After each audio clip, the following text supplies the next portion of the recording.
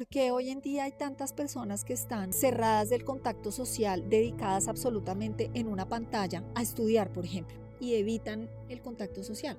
La sociedad, el sistema nos ha enseñado que el valor que tenemos nosotros como personas está dentro de unos estándares establecidos, como por ejemplo, qué cantidad de éxito tienes a nivel profesional, cuáles son tus capacidades intelectuales. Esto viene también de pronto de un vacío del núcleo familiar. ¿De qué depende que una persona sea tan extrovertida o tan tímida? ¿Sientes que va desde algo que formó desde muy pequeño o eso se va adquiriendo con el tiempo? ¿Qué piensas sobre eso? Bueno, pues digamos que tímido o extrovertido hacen parte de lo que nosotros llamamos rasgos de la personalidad, ¿no? Tenemos unos rasgos de la personalidad, somos tímidos, somos extrovertidos, somos alegres, somos reservados. Todo esto sí tiene que ver con la manera en la que nos han educado. También porque nuestra personalidad está marcada por unas situaciones, podemos decir que son unos traumas, son las heridas que traemos de la infancia. Esas heridas hacen que luego tengamos una relación con el mundo específica. Por ejemplo, la persona que es muy tímida. Hay diferentes orígenes de esa timidez, ¿no? No siempre es la misma herida, no son las mismas situaciones.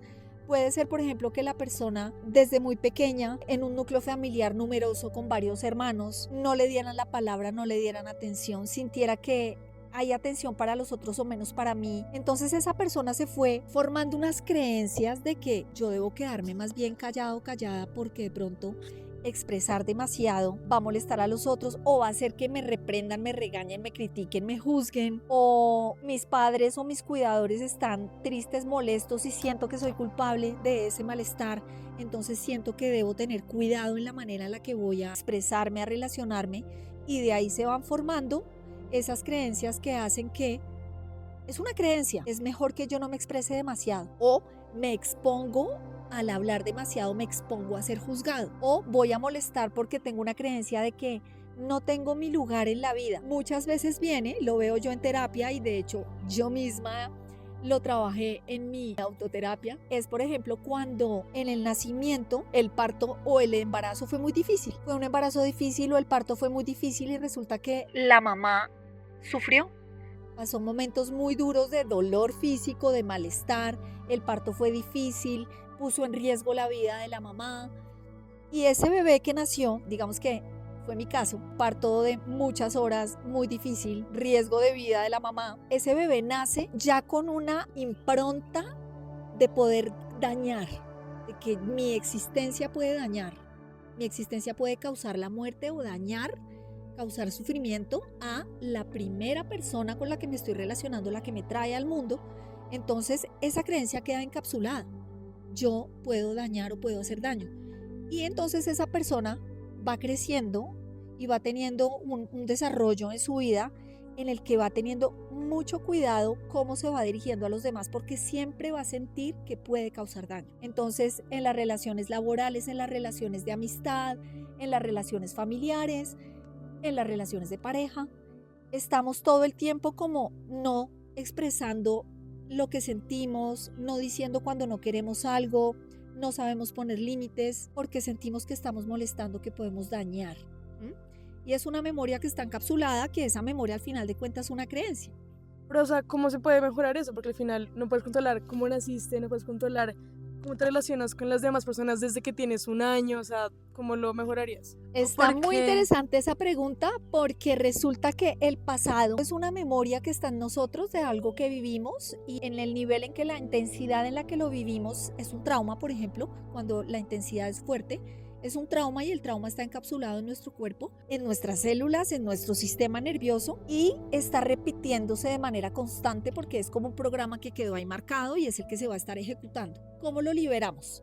Hay un montón de técnicas, por eso hay y escuchamos hoy más que antes técnicas de ir a vidas pasadas, de regresión, de rebirthing, cuando vas otra vez a tu nacimiento. Puedes ir a ese pasado para reescribirlo, o puedes comprender que el pasado y el futuro como no existen y lo que existe es el presente, y en el presente yo estoy ejecutando unos programas que están en mi sistema nervioso. Entonces lo que podemos hacer es estar presentes. Cuando tú entras en tu presente, sientes esa sensación, esa emoción, ese malestar de Primero hay que comprenderlo, siento que molesto, para eso nos sirve una terapia, para eso sirve llegar a una terapia como la que hago yo, me pasa esto, me siento así, entonces yo te hago comprender de dónde viene eso y ahora ¿cómo hacemos? Liberamos memorias, ¿las liberamos de dónde? Esto es el campo de energía, esto es información que está en nuestro ADN, está en nuestro sistema nervioso y en nuestro cerebro. Liberamos memorias y sobre todo comprender que el pasado ya no existe. Entonces entendemos que fue así, aceptamos lo que estamos sintiendo, aceptamos ese malestar.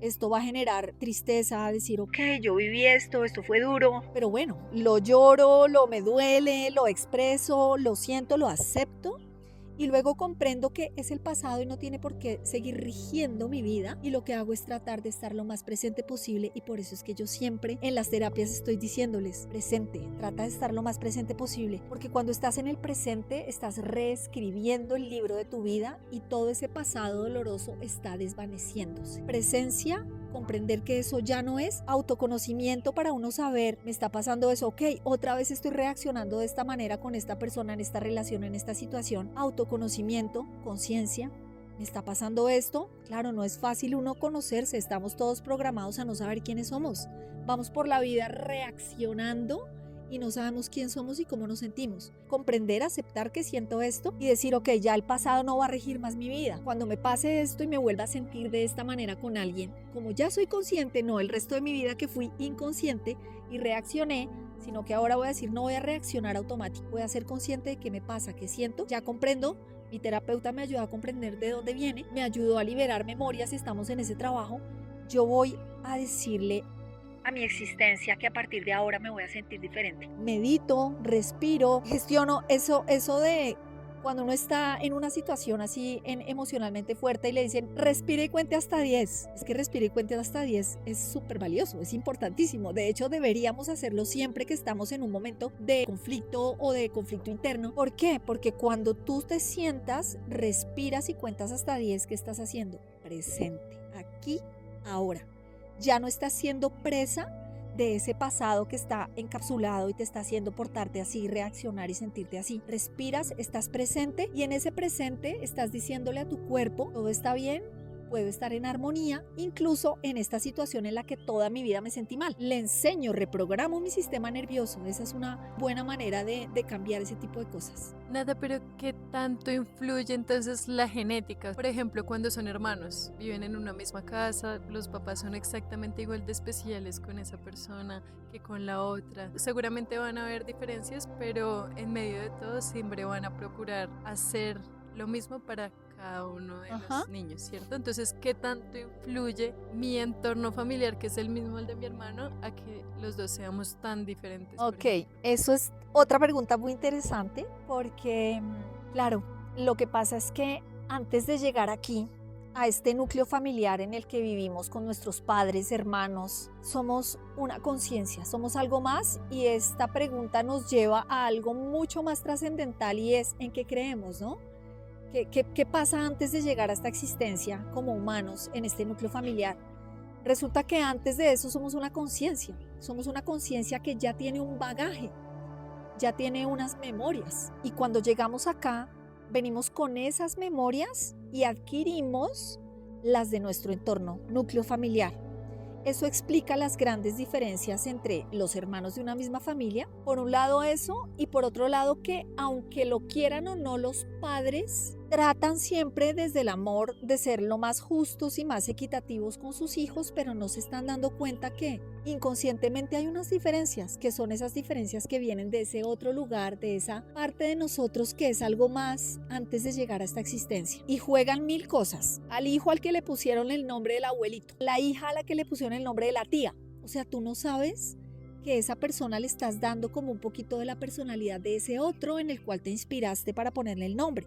Y tú inconscientemente estás teniendo una relación un poquito, pero muy inconsciente, ojo, yo sé que esto suena muy loco, pero esto pasa. Entonces, eso es lo que hace que dos hermanos tengan tal diferencia en su personalidad, en su forma de relacionarse con el mundo, cuando fueron criados de la misma manera con los mismos papás, por esas razones. ¿Qué tan probable es que una persona sienta la herida del abandono si nunca en la vida tuvo a su papá, ni lo nombraron, ni nunca tuvo como a esa persona en su vida? O sea, ¿cómo lo podría sentir si realmente no está Ok, presente? sí te... Tiene muy presente a su familia, o sea, otras personas, pero pues no como la figura paterna. O sea, siento que eso Ujú, no debería marcar tanto, o sea, claro. Por el creería yo. contexto. Sí, por Cl- el contexto, o sea, no Claro, debería. porque no hay un recuerdo, digamos que esa persona que no se sintió abandonada conscientemente. No hay un recuerdo de en qué momento se volteó mi papá y se fue y yo no tuve papá, o en qué momento se desapareció, o en qué momento me sentí abandonado. No hay una conciencia de eso porque no hay un recuerdo consciente y ahí es donde vamos a que todo lo que nos está pasando a nivel profundo está en nuestro subconsciente. Justamente es información que no conocemos. Es información que no conocemos y por eso es que no es tan fácil. Por eso es que una persona sola, sin ningún tipo de información al respecto, es muy difícil que logre detectar qué le pasa y mucho menos sanarlo, porque es información que no conocemos. O sea, no Eh, influye tanto. pero claro que influye porque si hay una memoria de abandono, la hay, la hay. En este planeta como ser humano, no estoy hablando como la sociedad quiere que sea, la familia feliz, no. El ser humano viene acá y es indefenso al nacer, está siendo procreado de manera biológica por un padre y una madre y lo normal sería que esa persona que llega sienta que ha sido deseado y recibido por ese núcleo familiar, por esos dos papás. Y resulta que lo que nos pasa a todos, la mayoría, todo el mundo tiene una herida de abandono en algún nivel y se puede haber marcado antes del nacimiento o después del nacimiento. Recordemos que hasta los 7 años de edad es que estamos escribiendo nuestro subconsciente todas esas creencias. La herida de abandono puede estar en cualquiera de ese lapso, pero todos tenemos en alguna medida. Lo que pasa es que no es consciente. Ahora, la forma en la que expresa una persona la herida que lleva en su subconsciente es muy diferente de los unos de los otros. Y depende de la intensidad, del momento y de las circunstancias en las que se generó el trauma, digamos, de la herida. Cuando tú no supiste quién era tu papá, no lo conociste, no sabes nada, solamente tienes una leve información, pero tienes claramente la certeza de que no existe, no está, no supe quién es. Esa información en el subconsciente se guardó y está siendo parte de tu personalidad, está siendo parte de quien tú eres y claramente, digamos, yo y las personas que estudian estos procesos del subconsciente, pueden saber dónde está y dónde se está presentando. Y es que el ser humano es muy complejo y tenemos unos mecanismos muy diferentes de protegernos porque a final de cuentas la herida lo que hace siempre es como generar una protección. Entonces yo puedo tener la herida abierta y sentirme abandonado por todo el mundo todo el tiempo, o puedo tener una protección, guardé la herida y yo de una manera me estoy protegiendo. ¿Cómo? Puedo protegerme, por ejemplo, simplemente no involucrándome demasiado para no sentir ni siquiera por ahí cerquita la herida del abandono. Entonces no me involucro demasiado, no me entrego, no me apego, no me apego. ¿Mm? Es una forma de protegerse porque esa herida fue creada antes de nacer o en el nacimiento, lo que sea, y hay una protección ahí. Todos tenemos las heridas. ¿Cuáles son las heridas del alma? Las heridas del alma son el abandono, rechazo, traición, maltrato, humillación. Hay otras que se van generando de ahí, por ejemplo, la injusticia es una herida también que puede venir de las otras, pero todos tenemos en alguna medida esas heridas y en nuestra vida vamos relacionándonos con el mundo, con los demás, con nosotros mismos, a partir de esas heridas que son las que forman nuestra personalidad. Entonces la idea es poderse liberar de las heridas cuando esa herida nos está realmente causando malestar, ¿sí? Porque todos las tenemos y no tenemos que ir a sanar absolutamente todo lo más mínimo, pero si nos vamos conociendo y nos vamos dando cuenta de qué manera nos relacionamos desde la herida, podemos hacer cambios que nos van a hacer sentirnos muy diferentes en la existencia con nosotros mismos, lo que queremos, lo que sentimos que valemos. De hecho, el desapego se trabaja a partir de trabajar eso. Es que si yo logro liberar esa herida de haber sido abandonado o abandonada, no me va a dar miedo entregar lo que soy porque me van a abandonar, o tampoco voy a estar tratando de controlar al otro porque de pronto me puede abandonar. Simplemente puedo vivir aceptando que todo va y viene, las personas pueden ir y venir y que yo soy un ser impermanente. No yo este cuerpo, porque es lo que viene más allá y antes de llegar acá. Pero sí. Ok, pero ¿y qué pasa con esas personas que ya no les da tanto miedo separarse, sino que les da miedo, es más bien que una persona llegue y está como un poco prevenida a generar un vínculo con esa otra persona? Ajá.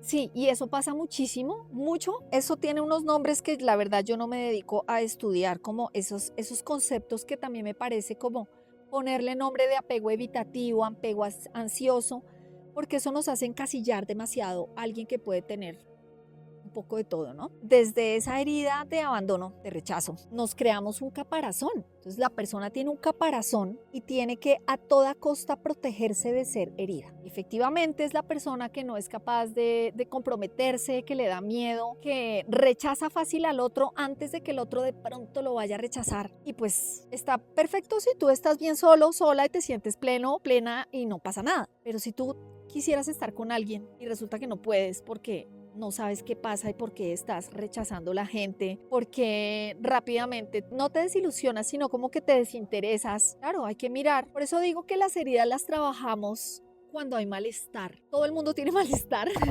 Hay personas que no son conscientes de su propio malestar.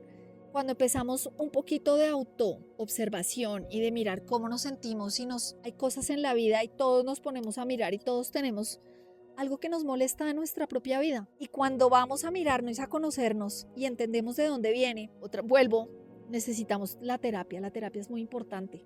La terapia es el camino del autoconocimiento y el camino de repararnos de todo eso que viene roto en nosotros. Una persona así, como me dices tú, efectivamente, pues puede que se quede sola y que se sienta triste de estar sola, o que se sienta muy bien de estar sola y diga que está muy bien sola y que no necesita a nadie, pero que tenga agresividad, que viva con rabia con los demás, ¿sí? Todas las emociones negativas que todas las experimentamos y hace parte de nuestra experiencia, porque no podemos vivir aquí como seres humanos si no experimentamos emociones negativas, que son las que nos ayudan a saber qué queremos, dónde no estamos bien. Si una emoción negativa se está repitiendo en nuestra vida, es un malestar. Tenemos que ir a mirar qué está pasando ahí y cómo hacemos. Y hay muchas herramientas para salir de ahí, para sentirnos en paz.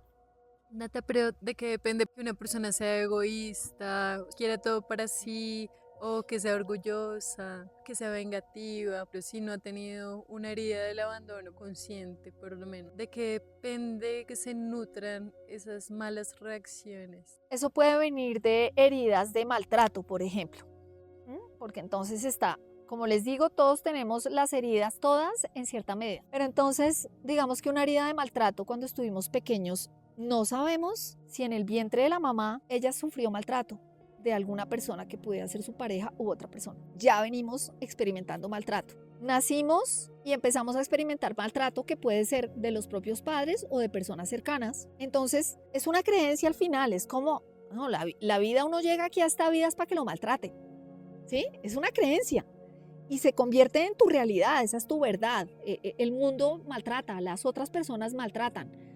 Porque si tú naciste y en ese momento, que son los primeros 7 años de vida, lo que viste, lo que experimentaste en tu entorno fue maltrato, fue que te maltrataran, pues eso es una verdad. No, es que aquí se viene a que a uno lo maltraten. Entonces tú ya estás dando por hecho que todo el mundo te maltrata. Y si todo el mundo te maltrata, pues entonces estás a la defensiva, estás con rabia, puedes ser una persona muy agresiva, o puede ser una persona que no expresa ninguna agresividad, pero se la traga porque ni siquiera eres consciente de ella.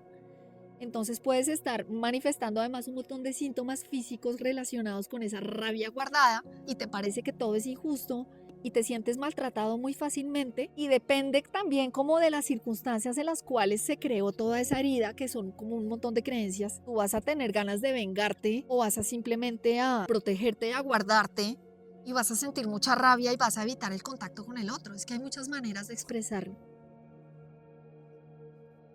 Entonces te invito a que mires qué es lo que estás sintiendo en las relaciones con los demás, en las relaciones contigo mismo, porque cuando nos conocemos y sabemos qué sentimos es cuando podemos empezar un trabajo de reparación para vivir plenos, tranquilos, felices.